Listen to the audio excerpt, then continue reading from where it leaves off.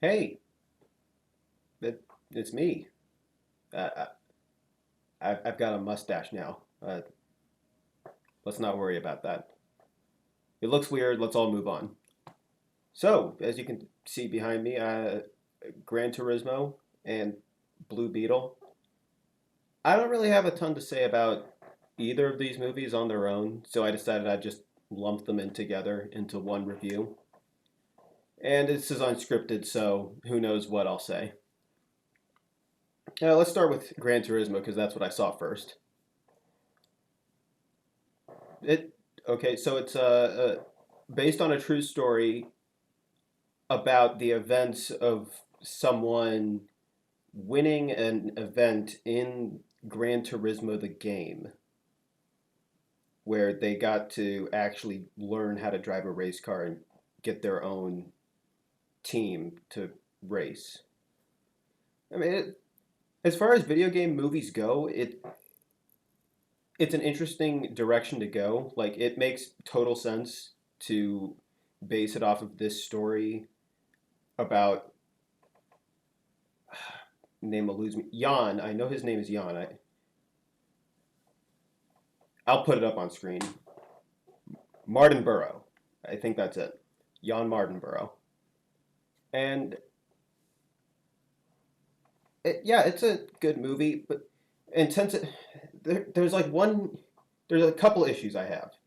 One is something the movie does, which I can excuse it. One was something the theater I was seeing it in did that I can't excuse, and we'll show that right now.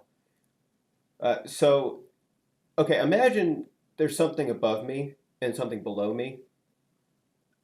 For some reason, the theater decided to zoom the screen everything in, so it cut off text and other things that might have been important to see, like text along the bottom of the screen and what place he's currently in, right above his car. Again, that's not the movie's fault. That was just the theater. Really stupid decision on their part. Okay, and the first thing is it's not even something I can really blame them for because a lot of based on true story movies do this where events are either inaccurate or out of order. So in the movie, I'm sure a few of you have heard this. In the movie, they depict this one race where he has a terrible car crash. It's really awful. He ends up flying into an area with spectators and kills someone, which it's really not his fault. It was a freak accident.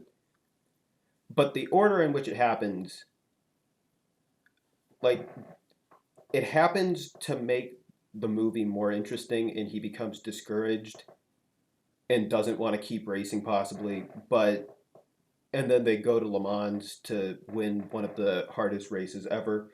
When in actuality, the Le Mans win happened first, and then he had this terrible car crash. One of those things just to make it more dramatic and more cohesive as a movie. Because you don't want to end on the tragic car crash. And the real life, the guy from real life, the real Jan Martinborough, wanted this in the movie. And he was even his own stunt driver. Like, that's kind of cool. Think about it. Really. Being your own stunt man, that's cool. And he wanted to make sure that it was in the movie somehow. And you know what? Good for him. That was great. As far as everything else, the shots, the movie was shot very well. It had great pacing. There was good drama. It was funny when it was supposed to be funny at the very least. There were a couple things that I swear if this was actually how it happened in real life, it's ridiculous. Like, whenever anyone called Gran Turismo a game, they were like, "Oh, it's a racing simulator." Uh, they're not gamers; they're sim racers. Like, oh, come on, get off your high horse. Uh, like as someone who plays a lot of games, like I get it's a realistic simulation, but at the end of the day, it's still a video game. Like, good for you that you were so good at it that you could actually apply it to real life, but it was still a video game. Don't act like it isn't. And then there's also a thing about supposedly some actual race car teams, not to say that the ones using the simulation racers weren't real, but supposedly other pre existing racing teams started a Twitter campaign to ban the people who were sim racers from entering actual events. Like, I want it to not be real, but I swear if that was real, I lose more faith in humanity. And it was on Twitter, so I'm sure it was real. I'll put it up a thing if it actually was real, because that's just disappointing. Let's see. The movie had a lot of language in it, which I personally don't care for. But overall, the movie was pretty good. Uh, to rate it, I'd give it like a 7.5 out of 10. It's good, but it's a good movie. I have no intention of ever watching it a single time again. And that's not to say it's bad. I just don't. It's one of those movies where you see it once. All right, I'm good for. I don't need to see it ever again. All right, next up, Blue Beetle, one of the few DC superhero movies I have seen. And everyone's making a big deal like, oh, it's the first time Blue Beetle has been on the big screen. I don't care. Marvel could make. Okay, I know Blue Beetle is DC, not Marvel, but Marvel could make the first Squirrel Girl movie, the first time Squirrel Girl has appeared on the big screen. I don't care. Like, good for the fans finally getting to see their favorite superhero on screen, but it's not enough to make me care in that way.